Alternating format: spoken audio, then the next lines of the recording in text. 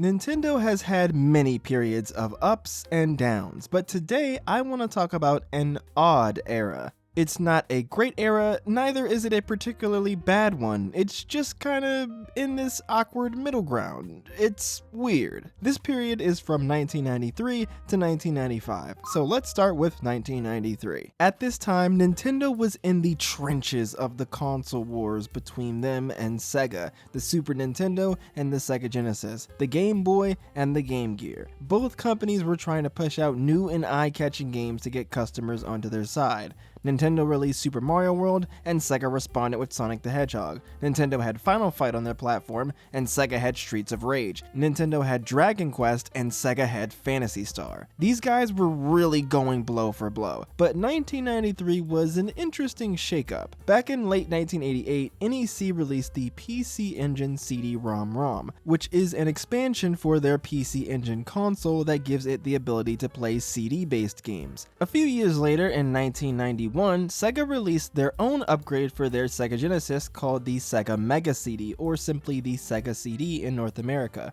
Nintendo eventually decided to get a piece of the CD market as well, with their own CD-based upgrade to the Super Nintendo, the Super Nintendo CD-ROM, and this project was done in collaboration with Sony. Yeah, that Sony. The deal ended up falling through, causing bad blood between Nintendo and Sony. Instead, Nintendo decided to work with Dutch electronics company Philips on a new CD add-on for the Super Nintendo. That project also ended up amounting to nothing, but Nintendo did allow Philips to release several games based on Nintendo characters on their platform, the Philips CDI, and the first few of these games ended up releasing in 1993. The games in 1993 are both Zelda games, Link, The Faces of Evil, and Zelda, The Wand of Gamelon, which interestingly features Zelda as the main character of the game instead of Link. These games were...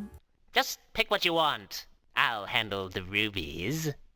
The cutscenes from these games have since become a significant part of meme and internet culture, so they do have a place in our hearts, but let's just say these games were not well received, and their existence alone probably makes Nintendo want to erase 1993 from history. 1993 did give us an actually critically acclaimed Zelda game in The Legend of Zelda: Link's Awakening for the Game Boy, the first ever Zelda game released on a handheld console. This game is interesting in that it doesn't take place in Hyrule and really has nothing to do with Princess Zelda herself at all, instead focusing on Link's adventures in a place called Koholint Island after he is shipwrecked. 1993 in general wasn't that bad for Nintendo. There were some notable releases in this period, like Kirby's Adventure for the NES, which was Kirby's first home console game, and it also introduced the series' staple copy abilities, which Kirby gained from sucking up and swallowing enemies. There was also Super Mario All-Stars, a collection of remakes of the classic Mario platformers on the NES, and one of those games was Super Mario Bros. 2: The Lost Levels, a Japanese exclusive sequel to the original Super Mario Bros. We live in an age now where we still have a ton of Japanese exclusive games on Nintendo consoles that haven't been localized well over a decade after their initial releases, like Fire Emblem The Binding Blade, which is the first appearance of Roy, the second Pokemon TCG Game Boy Color game, and of course Mother 3, the first appearance of Lucas. So Nintendo not only re-releasing but remaking the Japanese Super Mario Bros. 2 only 7 years later as a part of a collection with 3 other Mario game remakes was really cool. However, probably Nintendo's most notable release in this year was Star Fox, called Starwing in PAL regions, which is a 3D space rail shooter. Star Fox was Nintendo's attempt at bringing a 3D game to the Super Nintendo. They did this by collaborating with Argonaut Software, who they previously worked with on another 3D-esque space shooter on the Game Boy in 1992, simply titled X. Star Fox ended up becoming one of Nintendo's biggest new franchises, and there was even a sequel in development. In fact, the sequel was actually finished in 1995, but it was never released until decades later in 2017 on the SNES Classic Edition. Yes, they completely finished a sequel to one of their newest and most popular games, and they just didn't release it. The reason why the game was never released, well, it'll all make sense once we move on to the next year, 1994. Just trust me. 1994 was actually a pretty good year for Nintendo. Metroid got the masterpiece that is Super Metroid for the Super Nintendo. Donkey Kong swung back onto the scene with both a Game Boy remake of the original Donkey Kong and a new platformer on the Super Nintendo called Donkey Kong Country.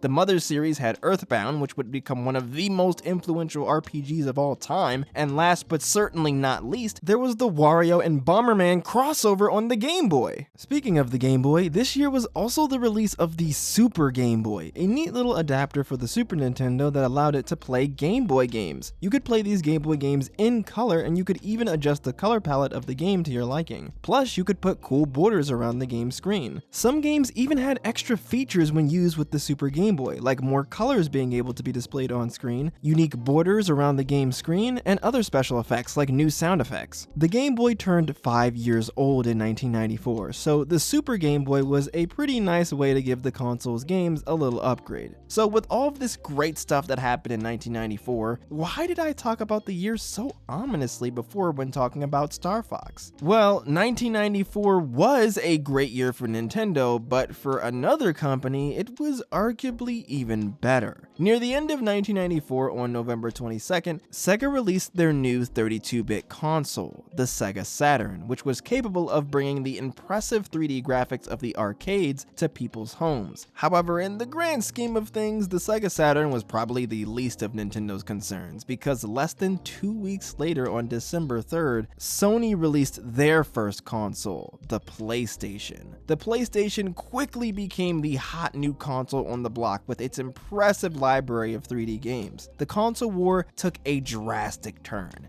Nintendo had a target on their back. Not only was Nintendo already in a war with Sega, who was still putting out hits like Sonic 3 and Knuckles, Virtua Fighter, and Daytona USA, but now Sony was in the mix too, and they were out for revenge thanks to their previous relationship with Nintendo that went sour. And the worst part of it was, Nintendo didn't even have a 3D console of their own to fight back with. If Nintendo was gonna keep up, they had to focus on 3D, which led to Star Fox 2's release being cancelled. The 3D that was possible on the Super Nintendo just wasn't enough to compete with the Sega Saturn and the PlayStation. Nintendo went into 1995 with a lot on their plate, and unfortunately things were about to get a lot worse. Like I mentioned before, it was this year that Nintendo decided to scrap releasing Star Fox 2. Earthbound came to North America this year, but Earthbound's Western release ended up being an infamous disappointment. Earthbound was super popular in Japan, but in North America it was quickly forgotten before becoming a cult classic later on. Earthbound's lack of impact when it was released stateside could have been because of Earthbound's graphics. 3D games were starting to blow up, and even for a 2D game, Earthbound sprites weren't particularly impressive. Earthbound's lack of popularity stateside could have been because it's a turn-based JRPG, and at the time, turn-based JRPGs were still fairly niche outside of Japan. Or Earthbound's lackluster reception in North America could have been because of the game's marketing. Earthbound has a really fun and wacky sense of humor, but Nintendo of America didn't market the game's personality correctly. What they did instead was play up the game's potty humor, which is really weird because the game doesn't really use gross out toilet humor very much. One of the marketing slogans for the game in America was literally, "This game stinks."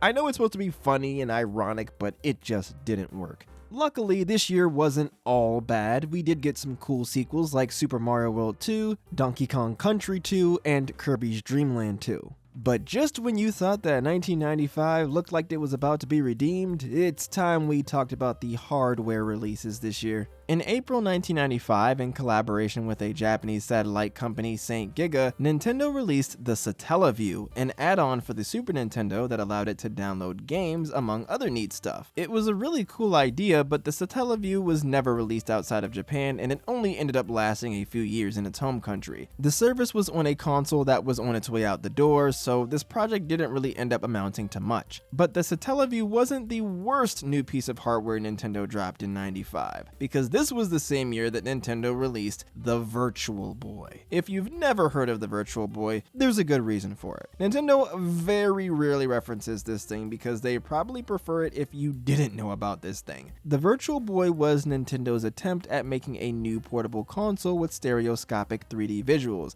that has a built-in screen that you have to put your eyes eyes into these little goggle things to see. The games are only in these harsh red and black colors, which makes the games not exactly easy on the eyes. The console didn't even last a year and a half. It performed that badly. Nintendo really missed the mark with this one. I guess the Virtual Boy is somewhat notable in that it has the first ever Mario tennis game, but besides that, there really ain't much to talk about here in terms of lasting impact. Not only was Nintendo dropping the ball, but Sony was thriving this year because they released a PlayStation outside of Japan in 1995 in places like North America, Europe, and Australia, and PlayStation began to take over the video game market. Luckily, this story has a happy ending. The next year, 1996, Nintendo would get back on the saddle with the first Pokemon games, Pokemon Red and Green, one of the best Kirby games in Kirby Superstar, and of course, the release of their new 3D console, the Nintendo 64, with popular games like Super Mario 64, Wave Race 64, and Mario Kart 64. But even though Nintendo did recover, I'm still incredibly interested in this